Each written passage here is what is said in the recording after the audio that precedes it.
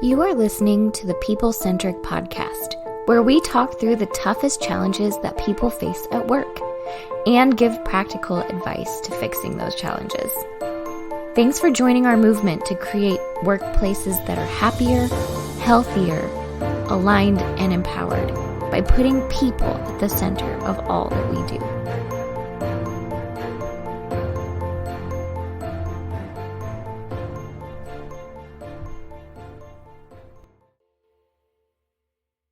Hey, People Centric leaders. It's a brand new year. Like, it's near the beginning of the year anyway. I know it's not like the first week of the year if you're listening to this, because it's not even the first week of the year while we're recording this, but you're probably thinking about what do I need to do to be really successful moving forward. And today we want to talk about leaps that sometimes we have to take. Sometimes we know a lot of people, you can be very cautious about how you move forward. And we're fans of being cautious. We're fans of being ready for things that you do, working up healthy growth inside of a company, healthy growth inside of individuals, taking steps that are reasonable, those types of things. But every once in a while, it's important to take a leap of faith and to be able to jump and feel like you're going to land on the other side. And I'll give some examples. Like, I was on a nonprofit organization. If you're in Springfield, this is not going to be a secret. It's Leadership Springfield. And at one point we took a step back and said, we had 1.5 staff members at that time, and we had really big plans and thoughts for the organization. But those 1.5 staff members were absolutely covered up in the work that they were doing and couldn't really do any more. And so who's going to work on these changes that needed to be made? So our board said, really, we probably need 3 full-time staff members to do all the things we need. But the problem was we didn't have the revenue to pay for 3 full-time staff members. So what do we do? Well, what we did for quite a while was we were just stuck. We just said it would be nice to be able to get out of there, but how do we work ourselves into that position? But finally, we decided it was time to take a leap. And so we planned and we thought about it, and we ended up hiring an executive director. Carrie, if you're listening, welcome to the podcast here as a listener. But Carrie, she came in and she hired 2 more full-time people. They immediately knew when they came in what they needed to do in terms of the revenue for the organization, how they needed to grow that, how they needed to build value overall. And they did those things and more. And now that staff has actually grown. They're well past 3 people now. And they expanded their mission. They've done more things. So, just so much success, but it's scary, right? Because if they weren't successful, they might fail. So we're going to talk a little bit about taking a leap. This might be as an organization. This might be as an individual. Maybe you're thinking about taking a job that you weren't ready for, or an assignment that you might not think you're ready for. Or maybe you're a company and you feel like you're kind of stuck. Like, we don't have the people to do that thing. And you might say, okay, maybe 2023 is going to be a leap year, even though it's not a leap year, for us to take a leap and to do what we want to do. So we have our awesome team with us here today. Matt's out on the road. So if you were hoping for a Matt Griswold episode, this is not a Matt Griswold episode. He is out on the road today. But I don't think anybody was worried about that. Diana, you made a face when I said, is this a Matt Griswold episode? If you're hoping for a Matt Griswold episode, just go look at his Facebook, just go. He's got dozens of videos on there. Provide you with his cell phone number. He would love. Oh my gosh, you're right. Yeah, he practically live streams his life. And I don't mean that as a slam. Just he loves the interaction and the engagement. So find him online. There you go. We solved it. So go reach out to Matt Griswold on social media, and he will definitely be your friend. And then you can have more Matt Griswold in your life. So if you're missing Matt today, but you've got plenty of Diana. We got Diana with us today. We've also got Stephanie here today. Stephanie. Hello, everyone. Just like everybody hear your voice, just so that they recognize everybody. If you're not watching us on video, are you going to make an air horn noise? You want to try it? No, thank you. Okay, clear. I can do that. There we go.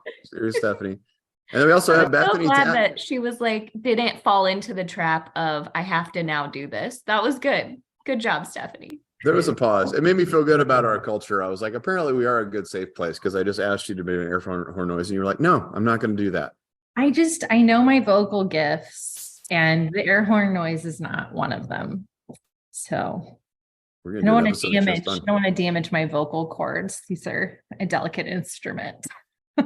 Yeah, unlike mine, where apparently I can do air horns all day long and not damage anything. I get it. I hear what you're saying. You're special. The lower register, it's different, I think. That's a lower. That was a lower. That's air a foghorn.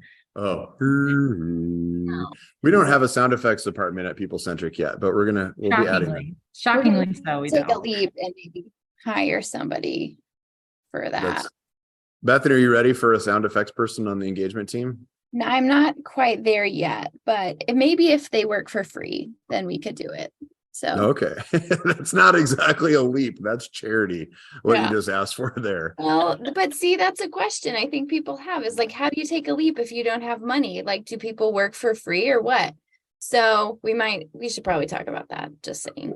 Well, that is a good one. Maybe that's a good spot to start with, because I do know people who say, like, I want to get into this career. I don't really have the connection to get into the career other than maybe I find like a free internship, or maybe it's a temporary internship, or maybe it's an opportunity that's fewer dollars an hour than I was hoping to be able to get. And so maybe that's the leap. So, I mean, first of all, let's talk about the obvious piece of that is, like, in that example, what's scary about taking that kind of a leap? Why would we maybe not take that kind of a leap? Because everyone likes food, like you gotta have food on the table, a roof over your head, just like very basic needs, I'd agree. I generally like to be able to pay my bills. And so I think that's like the great fear when you hear maybe your organization talking about that, or your owner or your boss, and you're like, but what if it doesn't work out? And then are we all gonna have to take pay cuts or be out of a job, or what's going to happen to me? There's my sound effect for the day. Thank you. You made it up. We got adding the points back onto your card there, Stephanie, for today. Thank you. I'll add stickers to my chart later. Yeah. I think we're bringing up a really good point here. So, like, if you're taking a leap, like you're thinking about going to take a job for less than what you were hoping to be able to make to jump into it, it can't be, the leap has to be a manageable leap, right? You can't stand on one side of the Grand Canyon and look at the other side and say, I'm going to take this leap, and then go get a running jump and you're going to land on the bottom of the canyon and you're going to die. So it has to be a reasonable leap. So it's not, you have to be able to look at it and say, could I survive for a while? And is it a reasonable time frame for me to take on this position? I know, I think I can say this. I'm going to take a little bit of a leap risk here. Like Bethany Bishop from our team wanted to get into healthcare, right? So she was working on her master's degree of healthcare, and she went and took on an internship with another company. I hope you're listening, Bethany. And she knew we talked a lot about it because it was a summer internship, essentially working for there. She's got a lot of experience, a lot of education, brought a lot to the table. And she just kind of went out there saying, I'm going to crush this. And then I know I may have to go find something else living in another city, but I'll figure that out when I get there.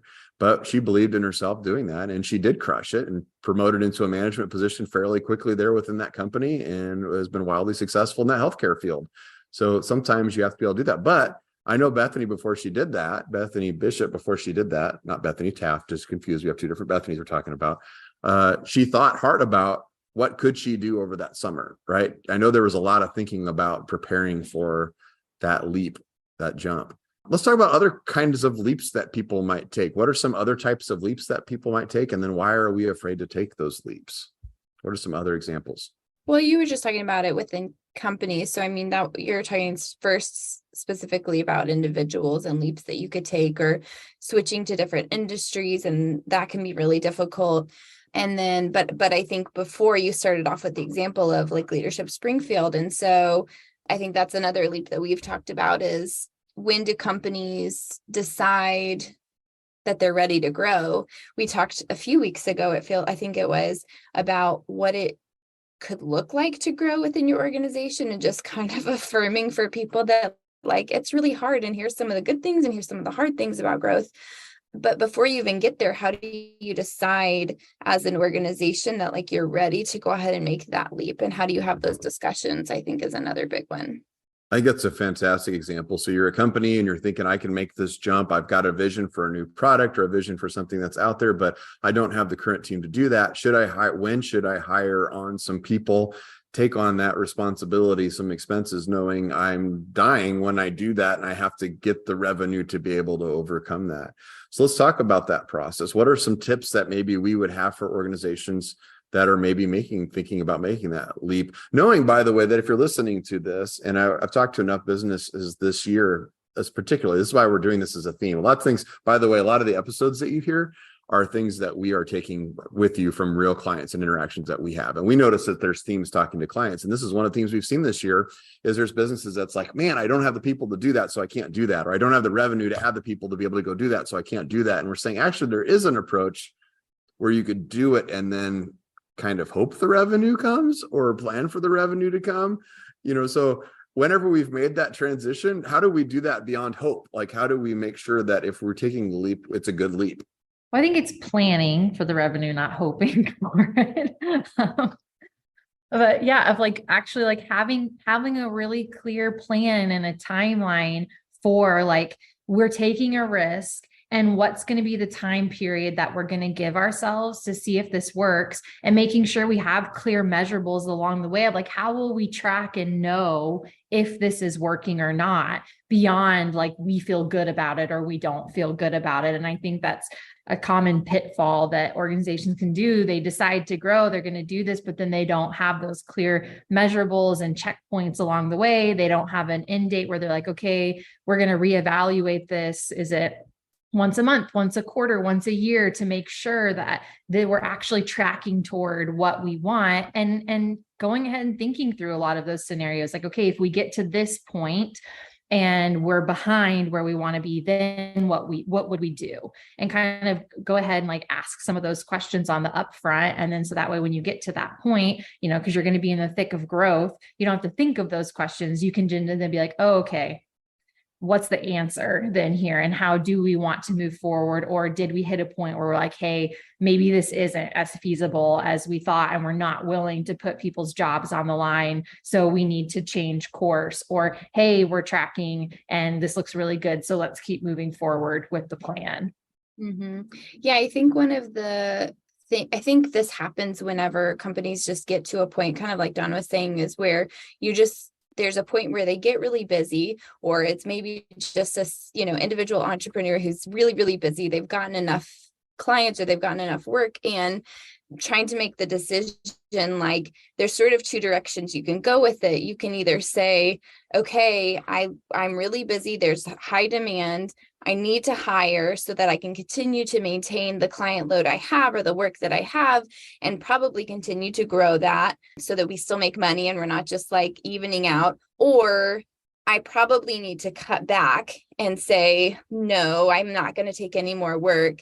And that's just a decision I think all businesses have to make at a certain point.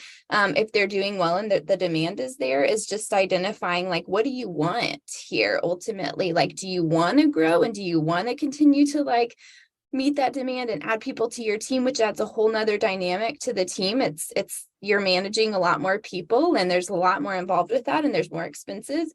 Or do you want to just say, you know what, I kind of like the level that I'm working at, and I'm really happy with that. And so maybe I just need to say, like, I can't take even any more work, and I probably need to like nix some of what I have, and maybe just find partners that I can like refer to. So I think there's two different directions that people have to go. And I think if you're in that position, it's like both of those options are really good, and you don't always have to grow. I think that we see really good things in that, but you have to weigh those two options and decide, like, what do you really want when you get to that point? I love that thought of stopping to say, just because it's an opportunity and it might work doesn't mean you should do it. You should ask yourself, do you really want to do that? I remember when I was still working as an engineer, I was up in Minneapolis, St. Paul, and I visited my first Chipotle. And this was early in Chipotle's history. And there was nothing like it in Springfield at that time. There was nothing like it. And I thought, oh my gosh, like a burrito place would kill it in Springfield. It would be amazing here in Springfield. And this is before Springfield got Qdoba or Chipotle. And so I started running down the road of saying, like, should I open a Chipotle franchise in Springfield? And got somewhat down the road. And then a really good friend of mine, Rob, if you're listening, thank you so much for this conversation, said, I didn't know you wanted to run a restaurant.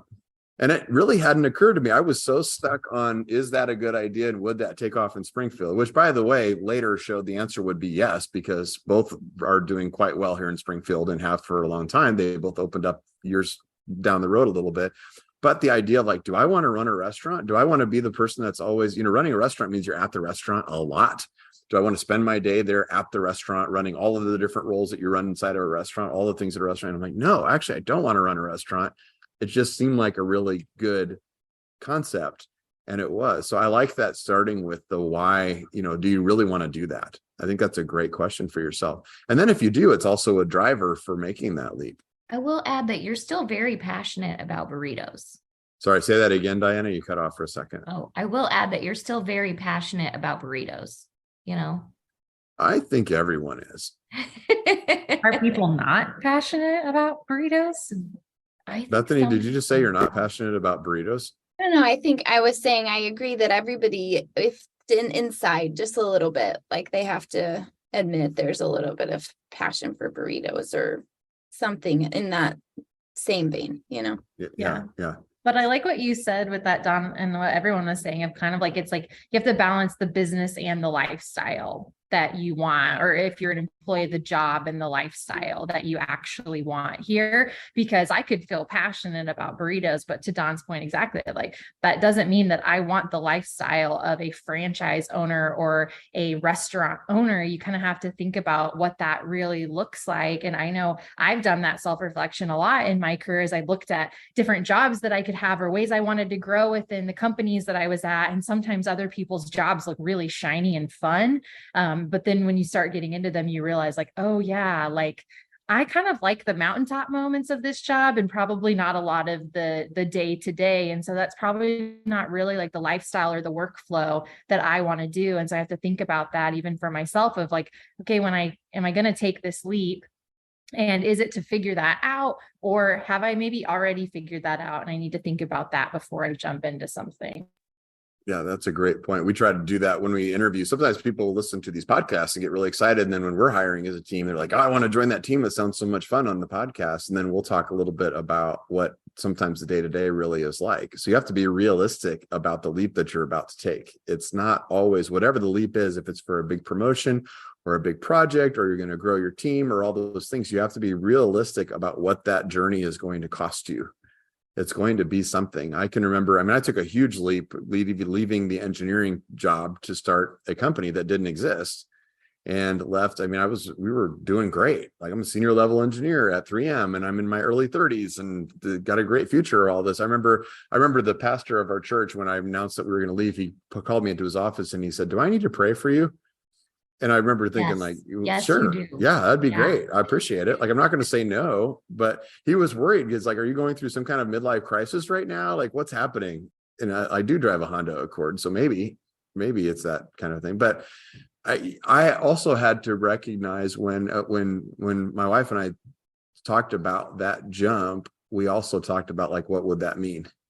What would that look like? And it goes back to what Stephanie, you talked about before, as I think you have to plan it, and more than just plan it. And I think if we could do it again, if we went back and did it again, we would have planned more. I think we would have done what you talked about. I think we would have sat down and done it on paper.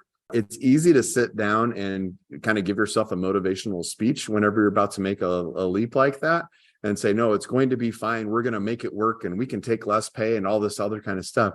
But I think you have to do it on paper to show yourself, what does that really mean for yourself? Because I agree. Yeah, I agree with that. I look at like different leaps I've made in my life. And earlier in my career, I made a leap and worked for a startup and took a big pay cut to go work for that company. And, it ended up working out in some ways, but not in other ways. And I think for myself, I looked at it and I was like, kind of, gave myself that motivational speech of like, what you can do and you can come in and you can really help this company grow. And I did, but then I didn't also really think about in some ways, like what that also meant and how painful that was for my life, my finances. And I wasn't going to be able to work towards some of the other goals that I had for a while, how many hours I was going to have to put in to make that happen and make the company grow and successful. I didn't think about that. Probably my role for the startup had a really clear exit date. That was something that I didn't think about. Like as we were growing, like, oh yeah, if I'm going to stay with this company long-term, then my role will completely change after these 2 years. And we help this startup run and thinking about some of that. So then, later on in life when my husband and I started our small business that my husband primarily operates, we did a lot more thinking about it. And we did put things on paper of like, okay, if we're going to take this leap and we know that's probably going to mean an initial loss of income for us in some respect, let's make sure we've charted this out and mapped it out and set some clear guideposts for ourselves on this journey. And we know maybe what that next phase of business looks like. We've thought a little bit more ahead instead of just getting so excited about doing it that you're like, yes, we can do anything. And I am my own hype girl in a lot of ways. And so I'm like, don't tell me I can't do it, because sure I can. But like really sitting down and thinking a lot more about it and kind of putting pen to paper. And what I'll say is like, I kind of naturally do that. I love a good spreadsheet. Anyone in my life can tell you that. I plan even my vacations via spreadsheet. This is a fun thing for me to do. But if you're not that way, you probably know someone in your life who you could trust to have this conversation with that would be willing to help you kind of map some of this out, or who would at least be willing to kind of ask you some of the questions that you probably should be asking yourself. So if the idea of like mapping this out sounds really horrible to you for your business or your personal life, like there are resources, there are people who actually love doing this kind of thing like us, who would love to help you with it. I love that. So it's kind of funny because we talked at the beginning a little bit about almost encouraging people, like sometimes you got to take that leap. So go ahead and take that leap. You know what that leap is. Go back to school and go do the thing that you want to do. Switch the careers. Take the job that you're going to get a little bit less money for to take that leap. Start acting like you're in the new position that you want to get into, you know, as a company. Go hire the people that you need to be able to be successful. Be willing to pay them a little bit more, you know, to get to whatever the things are that the leap is that you're thinking about. We started off talking about how you should go ahead and do it, like almost like we're encouraging you to do it. And then we said, look at it before you jump. And if you think about it, like if it's literally like a leap and you're sitting there looking at cows and going, I'm not sure if I can make this. Is the planning part, like, are we saying confront the fear, or are we saying like, don't confront the fear piece? Like, what if the planning shows us that we shouldn't make the jump?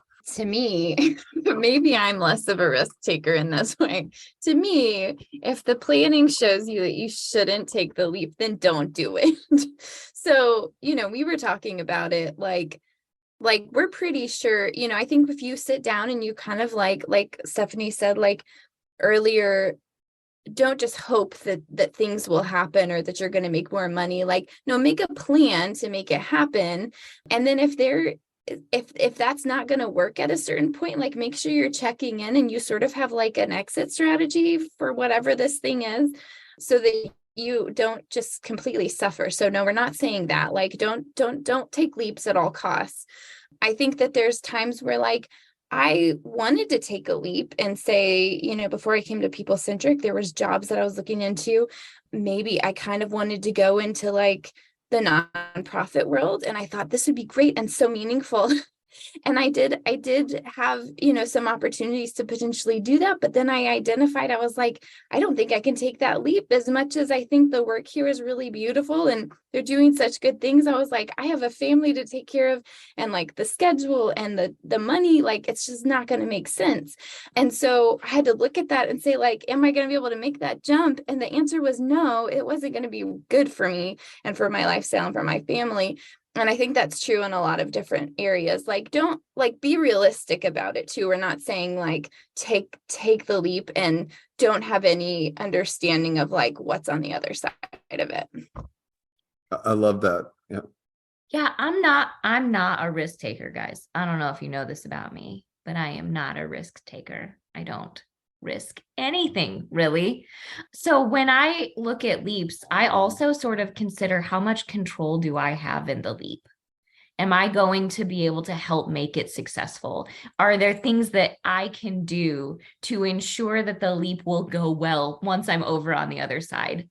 And I think the more control you have in that leap, the better you are. So if it's, I want this new position, it's what are you going to do to make that position successful? If it's, I want more money, it's going to be, how do you work the way that you need to work to get that promotion, to get that more money? So I think you also have to kind of consider, like you were saying, Bethany, make the plan and then consider what you're going to have to do to make it work, because just the leap itself probably isn't enough. Now, you may be able to shorten the gap in the leap that you're about to take by doing some planning, right? It may be the leap of, okay, I'm going to take this leap and it's 30 feet across. You're probably not going to make it, but with some planning, maybe you can make the leap 3 feet across and make it very, very manageable. I am now understanding I am a risk taker because hearing you guys talk.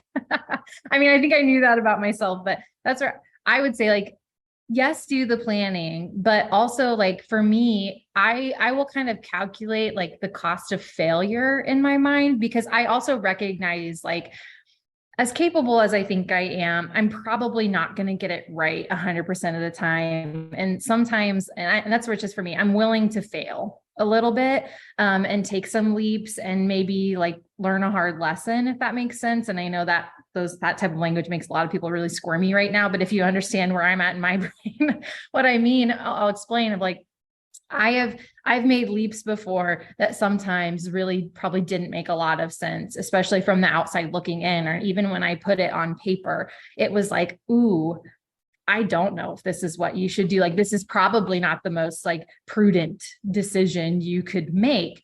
But I would sit and think about it of like, number one, like operating on like some gut instinct, or if you are a spiritual person, of like, how much do I really feel like this is what I should be doing and what I'm supposed to be doing? Because I think we can't ignore that sometimes, of like, sometimes like, maybe you just do need to try it, and either you're going to try it and it's going to work, or you're going to try it and frankly kind of get that thought out of your system and be able to move on to something else. And then what is that cost of failure? And I think sometimes that's, for me, like the true gut check of like, I know I can work hard and I know I could be successful at almost anything that I wanted to be, but what's the cost of failure here? Like, I think, yes, there's true financial cost, but then also like to my mental health, to my family, to the relationships, like even broadly to my community. Like, if I did this and it failed, what does that actually mean? And am I willing to take some of those risks? So I have to kind of like play to my own emotional appeals sometimes, because I am more willing to take a risk.